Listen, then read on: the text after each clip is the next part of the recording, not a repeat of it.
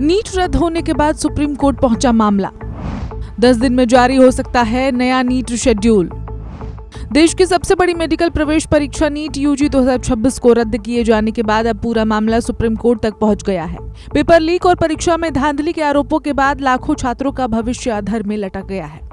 अब करीब 22 लाख से ज्यादा उम्मीदवारों को दोबारा परीक्षा देनी पड़ सकती है। देश भर में छात्रों और अभिभावकों के बीच भारी नाराजगी देखने को मिल रही है।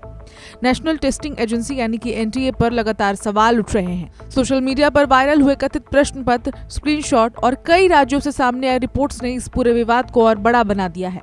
बिहार, राजस्थान, उत्तर प्रदेश और केरलम समेत कई राज्यों में पेपर लीक और सॉल्वर गैंग की जांच चल रही है। कई जगहों से गिरफ्तारियां भी हुई हैं। इस बीच federation of all India medical association यानी कि FAIMA ने सुप्रीम कोर्ट में याचिका दाखिल की है।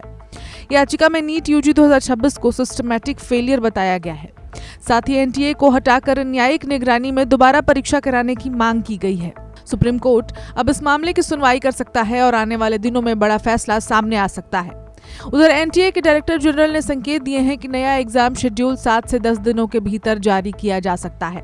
हालांकि अभी तक नई परीक्षा तारीख की आधिकारिक घोषणा नहीं हुई है, लेकिन छात्रों को सलाह दी गई है कि वे अपनी तैयारी जारी रखें और एनटीए की आधिकारिक वेबसाइट पर लगातार नजर बनाए रखें। देश भर में छात्र संगठनों ने भी एनटीए के खिलाफ मोर्चा खोल दिया है। NSUI, SFI और ABVP समेत कई छात्र संगठन विरोध प्रदर्शन कर रहे हैं। छात्रों का कहना है कि हर साल परीक्षा में गड़बड़ी सामने आने से उनका मानसिक दबाव बढ़ता जा रहा है। कई छात्र लगातार तैयारी करते हैं, लेकिन पेपर लीक जैसी घटनाएं मेहनत पर पानी फेर देती हैं। इस पूरे विवाद ने मेडिकल प्रवेश परीक्षा व्यवस्था की विश्वसनीयता पर गंभीर सवाल खड़े कर दिए हैं। अभिभावकों का कहना है कि अगर देश की सबसे अहम परीक्षा सुरक्षित नहीं रह सकती तो छात्रों का भरोसा कैसे बना रहेगा। कई विशेषज्ञ भी मान रहे हैं कि परीक्षा प्रणाली में बड़े सुधार की जरूरत है। जांच एजेंसियां अब पेपर लीक नेटवर्क की तह तक पहुंचने की कोशिश कर रही हैं। रिपोर्ट्स के मुताबिक कुछ जगहों पर लाखों रुपए लेकर सॉल्वर बिठाने और प्रश्न पत्र उपलब्ध कराने की साजिश रची गई थी। अगर कोई व्यक्ति पेपर लीक या परीक्षा धांधली में दोषी पाया जाता है तो उसे 3 से 5 साल तक की जेल और 10 लाख रुपए तक की जुर्माने की सजा हो सकती है। फिलहाल देश भर के लाखों छात्र अब नए शेड्यूल का इंतजार कर रहे हैं। सबसे बड़ा सवाल यही है कि दोबारा परीक्षा कब होगी और क्या इस बार परीक्षा पूरी तरह पारदर्शी तरीके से कराई जा सकेगी।